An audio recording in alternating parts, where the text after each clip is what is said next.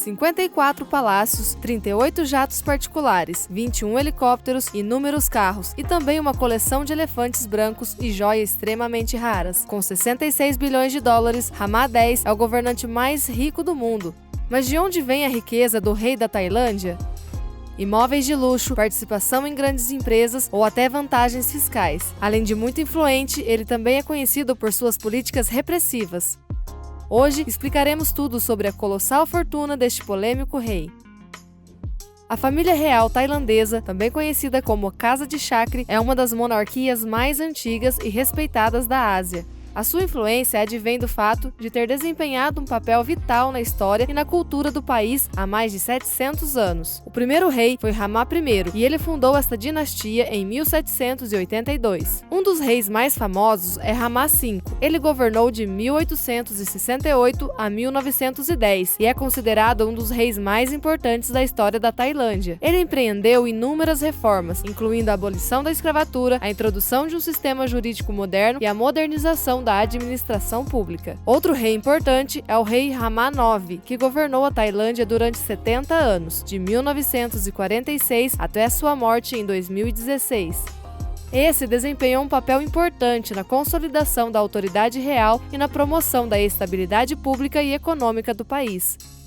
O atual rei Rama X é o chefe da família real. Ele deu continuidade ao trabalho do pai no fortalecimento da posição da família real na sociedade e também tomou iniciativas para modernizá-la. É uma monarquia constitucional, o que significa que o rei deveria ter um papel principalmente simbólico no governo do país. A família ainda desempenha um papel importante nos assuntos diplomáticos e nas relações internacionais.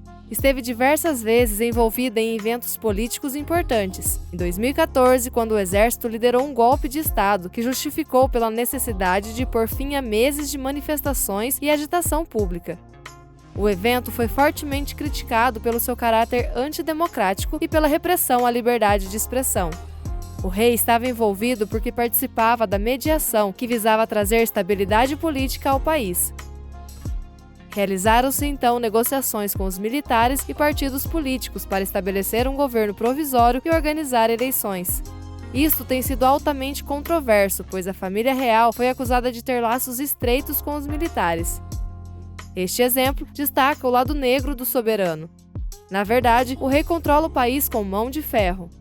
Várias leis foram implementadas com o objetivo de glorificar a imagem do rei, como a Lei de Lesa Majestade, que proíbe qualquer crítica ou insulto a um membro da família real, prevendo penas de prisão de até 15 anos. Além disso, a família real tem frequentemente tomado partido em conflitos políticos e apoiando governos militares autoritários. A monarquia tailandesa tem sido criticada pela sua falta de transparência e responsabilidade, bem como pelas suas leis rigorosas que têm sido utilizadas para suprimir a dissidência política e as críticas à família real. Apesar disso, a dinastia continua a ser respeitada e reverenciada por muitos tailandeses, que a veem como um símbolo de estabilidade e unidade no país. Além do rei, a família real tailandesa também inclui outros membros importantes e influentes. A princesa Sirindorn, por exemplo, irmã do atual governante, é considerada uma das pessoas mais respeitadas da Tailândia. Ela é conhecida por seu trabalho em prol da educação, cultura e desenvolvimento rural. A família real também é conhecida pelo seu patrocínio cultural e apoio a organizações de caridade e projetos de desenvolvimento social, como, por exemplo, os Fundos de Desenvolvimento da Mãe do Rei, criados em 1993, que ajudam a melhorar as condições de vida das populações mais desfavorecidas nas zonas rurais. Muitos programas são então implementados, como bolsas de estudo, construção de escolas e centros de saúde. Outros membros fizeram o mesmo para fortalecer a sua imagem e prestígio entre o povo tailandês, o que é uma parte fundamental da política da dinastia tailandesa.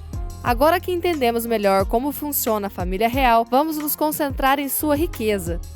Em primeiro lugar, deve ser lembrado que este tipo de riqueza pode variar consideravelmente dependendo de muitos fatores, e por ser difícil determinar com precisão o capital de uma monarquia. Mas no caso da Tailândia, sabemos que a fortuna familiar está principalmente ligada à propriedade de terras e a investimentos diversificados. A família real tailandesa possui milhares de hectares de terra em todo o país, muitos dos quais são considerados propriedades de alto valor. Alguns dos bens mais valiosos incluem palácios, vilas, vinícolas, terras agrícolas, florestas e reservas naturais. Os terrenos pertencentes à família real estão frequentemente localizados em áreas estratégicas e podem ser utilizados para projetos de desenvolvimento de grande escala, como parques industriais, centros comerciais ou hotéis de luxo. Estas terras são frequentemente alugadas a empresas ou particulares por preços elevados, gerando rendimentos significativos para a família real. O rei é dono do Palácio Senhora Pathum, em Bangkok. Essa propriedade de 54 hectares está localizada numa das zonas mais prestigiadas da cidade.